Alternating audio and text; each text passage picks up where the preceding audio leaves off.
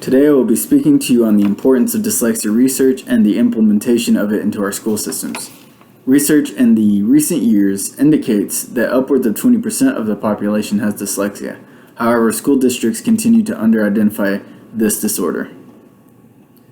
In fact, most school districts' rates of identification are less than half of that.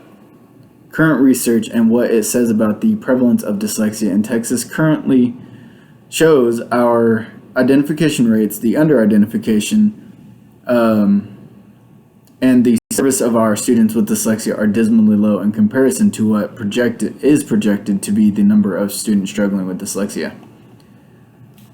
Identification and funding must increase in order to give every student in our state the same quality of education, the same opportunity of quality of education.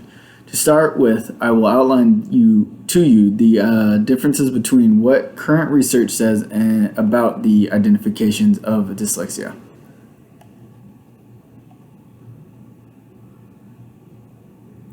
Current research states that the prevalence of dyslexia is approximately 1/5 of the population.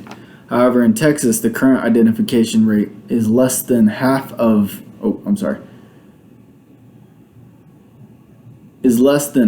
what the research indicates. Students are being under-identified and underserved. According to Gabrielle Emanuel of the NPR, as the most common learning disability in the U.S., dyslexia affected somewhere between 5 and 17% of the population. That means millions of school children struggle with it. In Texas, we are clearly dropping the ball identifying these struggling kids. In 2017, the rate of dyslexia identification among Texas students was less than 5%, although research clearly shows that dyslexia-affected school systems are not following the research in their identification or intervention practices. Now I'll address the reason for the lag between what research says and the current practice. The lag in identification and intervention is due to the lack of funding. The lack of funding is the cause of the lack of staff to provide research-based intervention. The lack of training for teachers to better understand dyslexia, and the lack of the availability service from district to district. Due to the lack of funding, school districts have not invested in training teachers or setting constant standards for serving dyslexic students. The Texas Education Agency has devised a plan to monitor and correct how school districts are serving dyslexic students. However, until the agency figures out a plan to fund the service and provide resources to the district to hire specialists, train teachers, and purchase appropriate curriculum, the attempt at monitoring these services and exercise is futile. Exercise in futility. Sorry. In order for dyslexic students to have access to a quality education, funding must increase. Increased funding will allow identification rates to more closely reflect current research. The current policy and laws do not support funding dyslexia identification or services. According to Olivia Swaby article that appeared in the Texas Tribune, the laws that govern dyslexia identification and intervention in Texas were and still are an unfounded mandate.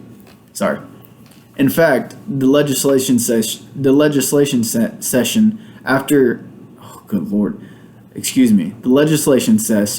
legislators have failed to pass law that would provide funding for dyslexia. The trend continues to hold even in the most recent legislation sessions.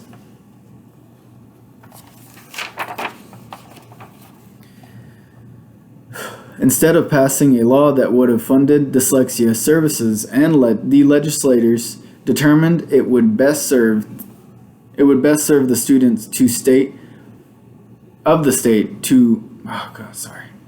by ordering another study and having dyslexia handbook rewritten.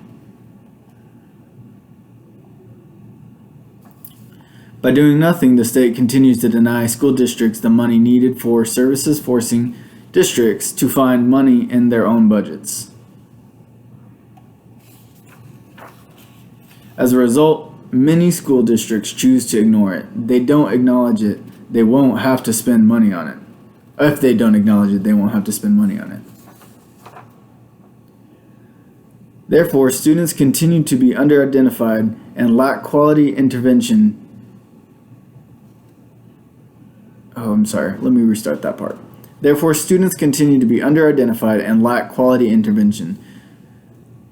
They do not have access to a highly trained staff or appropriate intervention methods.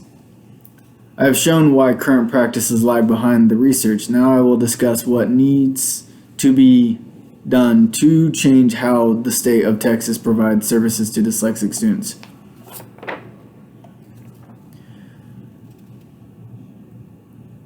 Educators must advocate for testing, training in appropriate curriculum.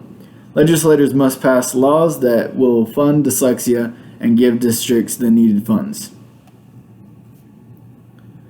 Otherwise, the true cost of not teaching our students to read will continue to rear its ugly head in other areas such as prison costs, low wages from unemployment, mental health services, and welfare.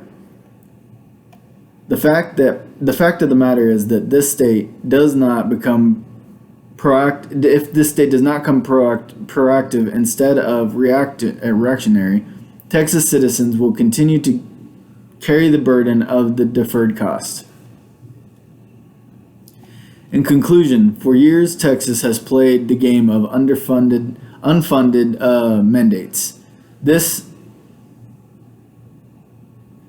insane approach has gotten us nowhere. Students are still falling